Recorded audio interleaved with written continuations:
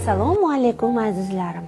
Bugun men sizlarga ijobiy va salbiy energiyalar haqida ma'lumot bermoqchiman. Ma'lumki, inson tanasi organlardan iborat.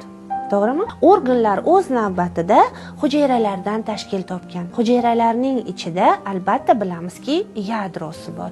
Yadro ichida atom va atom ichida energiya mavjud. Agar biz bir insonning jamiki hujayralarini ichidan energiyalarni bittalab terib olsak-yu, bir idishga joylab uni tokka ulasak, shu inson bir hafta butun boshli bir shaharni elektr energiya bilan ta'minlay olar ekan. Qarang, qancha energiyamiz bor, qancha kuchimiz bor. Endi mana shu energiya ikki turli bo'ladi. Ijobiy energiya va salbiy energiya. Ijobiy energiyadagi insonlarni darrov tanib olamiz.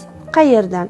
Ularning ko'zlari kulib turadi, gaplashgan saringiz gaplashgingiz keladi. Ularning nutqlarida ijobiylik, harakatlarida yaxshilik ko'rasiz. Har bir inson erta tongda turib o'ziga savol berish kerak. Xo'sh, men bugun o'zim ijobiy energiyaga to'laman u boshqalarga ham ijobiy energiya beramanmi? Yoki yarim to'lgancha yuraverib, kim nima energiya yuqtirsa, shuni olib yuramanmi deb savol berish kerak. O'ylaymanki, baxtli yashashni istagan har bir inson, yo'q, men o'zim ijobiy energiyaga to'lib olaman deydi. To'g'rimi? Juda ham to'g'ri. Men ham xuddi shunday deyman. Sochimizning ichida ham hujayra bor, tomonlarimiz uchida ham hujayra bor. Shunday ekan, butun tanamiz bo'ylab energiyada yurar ekanmiz.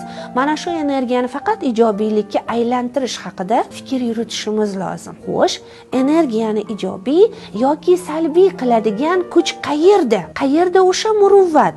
O'sha muruvvatni shunday burasak-yu, energiyamiz qaynoq, ijobiy bo'lib qolsa, o'sha muruvvat manbai, o'sha quvvat mana bu yerda, insonning ongida ekan. Ya'ni biz ongimiz bilan fikrlaganimizda, agar fikrlarimiz ijobiy bo'lsa, ijobiy so'zlardan tashkil topgan bo'lsa, ijobiy ma'noda bo'lsa, energiyamiz ham ijobiy bo'ladi. Agar salbiy ma'noda bo'lsa, salbiy so'zlardan ishlatsak, energiyamiz ham salbiylashib ketaveradi. Misol uchun, bolam ketma-ket kasal bo'layapti degan so'zda qancha salbiy ma'no va salbiy energiya bor. Qaniydi bolam kasal bo'lmasaydi degan gaplarni eshitamiz. Bu gaplarni hammasi xavotirga to'la onaning fikrlari. Agar shu fikrni o'zgartirsakchi, meni bolam kundan kunga chiniqib bormoqda, meni bolam sog'lom, meni bolam jismoniy baquvvat degan fikrlarga almashtirsakchi, ana unda ijobiylikka to'yinishni boshlaymiz.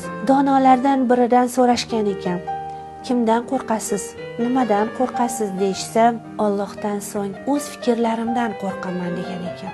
Nega deyishsa, fikrlarimiz, taqdirlarimiz chiziqlaridir deb javob bergan ekan. Biz o'z fikrlarimiz taqdirida yashaymiz. Shunday ekan, fikr kuchini ijobiylikka yo'naltiraylik. Uni ijobiy energiyaga aylantirib, hayotimizga faqat ijobiylikni tortib olaylik.